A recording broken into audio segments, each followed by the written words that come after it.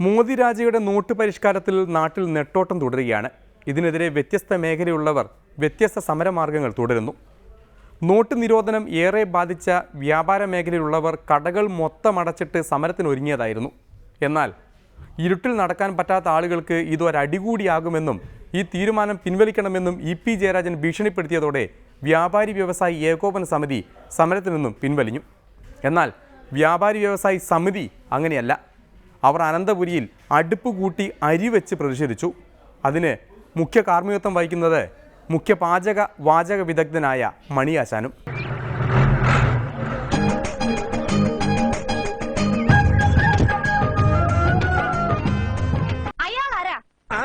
അതല്ലേ കല്യാണരാമൻ. സദ്യവട്ടങ്ങൾ ഒരുക്കാൻ ഇവരെ കഴിഞ്ഞിട്ടേ നാട്ടിൽ വേറെ ആളുള്ളൂ. അത്രയ്ക്ക് കേമ അവരുടെ സദ്യ. തിരുവിതാംകൂർ മഹാരാജാവിന്റെ കയ്യിൽ നിന്ന് പുട്ടിൻകടലയും അല്ല പട്ടുമ്പളയും വാങ്ങിച്ചിട്ടുള്ള കുടുംബക്കാരാ അവര്, അറിയാവോ? അപ്പൊ പാചകത്തിന് വന്നിരിക്കുന്ന ആളാ? അതെ. ഈ തെക്കേടത്ത് രാമൻകുട്ടി ഒരു കല്യാണം ഏറ്റെടുത്തിട്ടുണ്ടെങ്കിൽ അത് മൊത്തത്തിൽ ഭംഗിയാക്കണം എന്നുള്ളത് ഞങ്ങൾക്ക് നിർബന്ധമുള്ള ഒരു കാര്യമാണ്. അല്ലാതെ ഇവിടെ ഉണ്ടാക്കുന്ന സദ്യ മാത്രം ഗംഭീരായ പോരാ. പന്തല കസേര മേശ അലങ്കാരപ്പണികൾ, illumination, light and sound with generator, ചെമ്പ്, വാർപ്പ്, ഉരുളി, മറ്റു പാത്രങ്ങൾ ഉൾപ്പെടെ 18 തരം കറികളും താനൊന്നും മിണ്ടാതിരിക്കണ്ട. ഈ വാർപ്പിന്റെ കോൺസെൻട്രേഷൻ പോണൊന്ന്. പിന്നെ വാർപ്പിന് പരീക്ഷ ചെയ്തല്ലേ, പണി എടുക്കണോ? ഒന്നും മിണ്ടാതിരിക്കോ, എന്റെ കോൺസെൻട്രേഷൻ പോണു. ആയുധം വെച്ചിട്ടുള്ള കളിയാ, അറിയോ? 300 കല്യാണം നടത്തിയിട്ടുള്ള അനുഭവത്തിന്റെ വെളിച്ചത്തിൽ ഈ രാമൻകുട്ടി ഇങ്ങനെ പലതും പറയും, ഓർമ്മപ്പെടുത്തും. പക്ഷെ അതിനെ ഇങ്ങനെ പാചകക്കാരന്റെ വാചകം എന്നൊക്കെ പറഞ്ഞ് അധിക്ഷേപിക്കരുത്. അടുപ്പ് കൂട്ടി സമരത്തിന്റെ അടുപ്പിൽ നിന്നും പകർന്ന തീ ഇനി 4 ഭാഗത്തേക്കും പടർത്തുകയാണ് ആശാൻ. ആദ്യം തീ കൊളുത്തുന്നത് അങ്ങ് കേന്ദ്രത്തിലാണ്. ഈ സമരത്തിന് കാരണക്കാരനായ മോദിക്ക് തന്നെ. ഇന്ത്യയുടെ പ്രധാനമന്ത്രിയെ കാണാൻ ഇവിടുത്തെ പ്രതിപക്ഷ നേതാക്കന്മാർ, എല്ലാ പാർട്ടിയുടെയും നേതാക്കന്മാർ, മുഖ്യമന്ത്രി അടക്കമുള്ള ആളുകൾ ചേർന്ന് പ്രതിപക്ഷ നേതാക്കന്മാരടക്കമുള്ളവർ സമയം ചോദിച്ചിട്ട് അദ്ദേഹത്തിന് അതിന് സമയമില്ലെന്ന് വിളിക്കാൻ. അതായത് തലസ്ഥാനത്ത് നിന്നും കൊച്ചിയിൽ നിന്നൊക്കെ ഞങ്ങൾ 3-4 പേര് ഓടിപ്പിടിച്ച് എത്തിയിട്ടും അദ്ദേഹത്തിന് സമയമായില്ല പോലും. അതാ bureaucracy always has it's lag. അല്ലേ പിള്ളച്ചേട്ടാ? എന്ത് മര്യാദകേടാണ് കേരള സമൂഹത്തിനോട്, കേരള സംസ്ഥാനത്തിനോട് കാണിച്ചത്? ജെറ്റ്ലിയെ കണ്ടാ മതി, ധനകാര്യമന്ത്രിയെ കണ്ടാ മതി. ഇന്ന് ധനകാര്യമന്ത്രിയെ മുഖ്യമന്ത്രി അടക്കമുള്ളവർ പോയി കണ്ടപ്പോ എല്ലാം ശരിയാക്കാമെന്ന് പറഞ്ഞ് ഒന്നും ശരിയാക്കാതിരിക്കുന്ന തട്ടിപ്പാണ് ധനകാര്യമന്ത്രി നടത്തിയത് എന്നത് നമ്മൾ കണ്ടതാണ്. അതുകൊണ്ടാണ് ഇന്ത്യയുടെ പ്രധാനമന്ത്രിയെ കാണാൻ, നിവേദനം കൊടുക്കാൻ, കേരളത്തിന്റെ ക്ലേശം എന്താണെന്ന് അവതരിപ്പിക്കാൻ സമയം ചോദിച്ചത്. അതിന് പോലും ജനാധിപത്യ മര്യാദ ഉൾക്കൊള്ളാത്ത ഇന്ത്യയുടെ പ്രധാനമന്ത്രി ആദരണീയനായ ശ്രീ നരേന്ദ്രമോദി അവസരം കൊടുത്തില്ല. വഞ്ചിക്കുകയാണ്, കേരള സമൂഹത്തെ തന്നെ അപമാനിക്കുകയാണ് അദ്ദേഹം ചെയ്തത് എന്ന് പറഞ്ഞാൽ പ്രിയമുള്ളവരെ, ആ വിമർശനം തികച്ചും ന്യായമാണ് എന്ന കാര്യത്തിൽ യാതൊരു സംശയവും ഇല്ല. പ്രധാനമന്ത്രി തന്നെ അദ്ദേഹത്തിന്റെ പ്രിയപ്പെട്ട മാതാവിനെ തന്നെ ക്യൂ നിർത്തി. അത് വേറൊരു തട്ടിപ്പാണെന്നാണ് എന്റെ വിനീതമായ അഭിപ്രായം. എന്റെ അമ്മ വരെ ഈ യജ്ഞത്തിൽ പങ്കാളികളാണ്, ഞാൻ ഇത്രയും സത്യസന്ധൻ എന്നാണ് അദ്ദേഹം സ്ഥാപിക്കാൻ ശ്രമിക്കുന്നത്.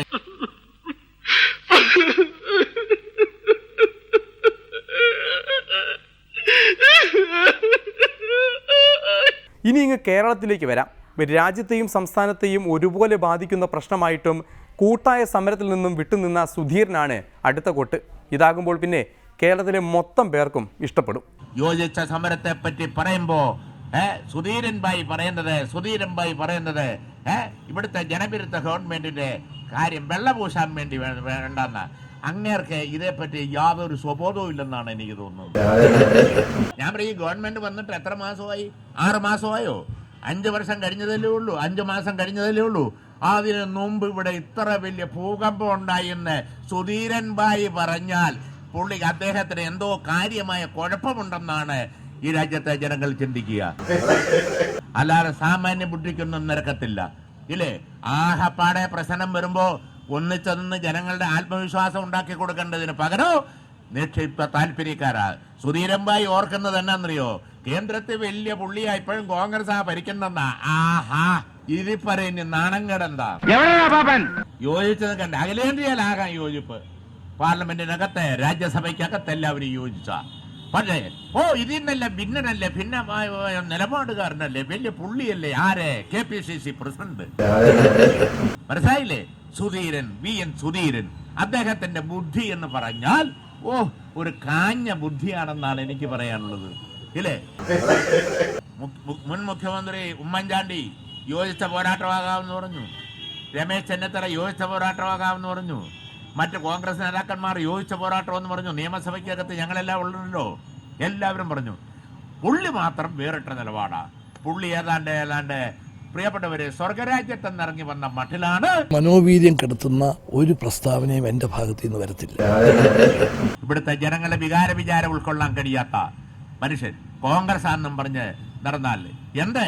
ഇങ്ങനെയുള്ള കുറെ ആളുകളെല്ലാം കൂടി 947 മുതൽ നടത്തിക്കൊണ്ട് നടന്നാണ് ഇപ്പം 44 മുഴുത്ത സീറ്റ് പാർലമെന്റിൽ. പോരെ, അതല്ലേ ഇപ്പോഴത്തെ സ്ഥിതി. അതുകൊണ്ട് സുധീരനെ പോലുള്ള ആളുകളാണ് ഈ നിലയിൽ കാര്യങ്ങൾ കൊണ്ടെത്തിച്ചത്. ഇപ്പൊ രാജ്യമാകെ ജനങ്ങളാകെ പ്രശ്നമാ, മനസ്സിലായില്ലേ? ആകെ പ്രശ്നത്തിലാ, ദുരിതത്തിലാ, ദുഃഖത്തിലാ, കൂലിപ്പണിക്കാരനും ദരിദ്രനും ആകെ പ്രശ്നത്തിലാ. അതിന്റെ മുന്നിൽ കോൺഗ്രസ് പാർട്ടി നിൽക്കേണ്ടതിന് പകരം സുധീരനെ പോലുള്ള അല്പബുദ്ധിക്കാരായ ഒരു പറ്റം ആളുകള് ഈ വിവേചനപരമായ നിലപാടെടുത്ത് ജനങ്ങളെ നിരാശപ്പെടുത്തുന്ന നിലപാട് കോൺഗ്രസ് അനുഭാവികളും കോൺഗ്രസുകാരും ഗൗരവമായി എടുക്കണമെന്നാണ് എനിക്ക് അവസരത്തിൽ വിനയപൂർവ്വം അഭ്യർത്ഥിക്കാനുള്ളത്. ഒരാളെ വിട്ടുപോയിട്ടുണ്ട്, അത് പ്രത്യേകിച്ച് പേരെടുത്ത് പറഞ്ഞുമൊന്നും അല്ല വിമർശനം. കേൾക്കുമ്പോൾ കൃത്യമായി മനസ്സിലായിക്കോളും. ചില കലാകാരന്മാരും ഉണ്ട്, അവർക്ക് സാധാരണക്കാരന്റെ ബുദ്ധിമുട്ടൊന്നും മനസ്സിലാകുമല്ലോ. അവർക്ക് കലയാണ്, സാഹിത്യമാണ് എന്നൊക്കെ പറഞ്ഞ് പ്രിയമുള്ളവര് ആളുകളുടെ ബുദ്ധിമുട്ട് വല്ലതും മനസ്സിലാവുമോ? ചിലർ പിന്താങ്ങി ഇല്ലേ? ഇപ്പൊ പിന്നെ വലിയ ശബ്ദമൊന്നും കേൾക്കുന്നില്ല. ഈ നില ജനങ്ങളെ വിഷമസ്ഥിതിയിൽ എത്തിച്ചിരിക്കുന്നു എന്നാണ് എനിക്ക് തോന്നിയിരിക്കുന്നത്. ജീവിക്കാൻ ഇപ്പം ഒരു മോഹം തോന്നുന്നു, അതുകൊണ്ട് ചോദിക്കുക. അതുകൊണ്ട് ഇത് തികച്ച നീതിരഹിതമായ കാര്യമാണ്. എന്നെ കൊല്ലാതിരിക്കാൻ പറ്റുമോ? അങ്ങനെ മണിയാശാനെ കൊണ്ടും പറയിപ്പിച്ചു. ആശാനാണെങ്കിൽ മന്ത്രിയായതിനു ശേഷം നാക്ക് ചൊറിഞ്ഞ് നടക്കുകയായിരുന്നു ആരെയെങ്കിലും 4 പറയാൻ. മന്ത്രിസഭയിലെ CPI മന്ത്രിമാരുടെ പേരൊക്കെ ആശാനോട് മറന്നുപോയതോടെ ഇപ്പോൾ മറ്റുള്ളവരാണ് കൊണ്ടുകൊണ്ടിരിക്കുന്നത്. അടുപ്പ് കൂട്ടി സമരം പോലുള്ള ഇത്തരം കലാപരിപാടികൾ ഇനിയും സംഘടിപ്പിച്ച് മണിയാശാനെ ഉദ്ഘാടനത്തിന് വിളിക്കണം എന്ന് അഭ്യർത്ഥിച്ചുകൊണ്ട് അടുത്ത ഇടവേളയിലേക്ക് കടക്കുകയാണ്. ഇടവേള കഴിഞ്ഞ് പിണറായിയുടെ പോലീസ് സ്നേഹം.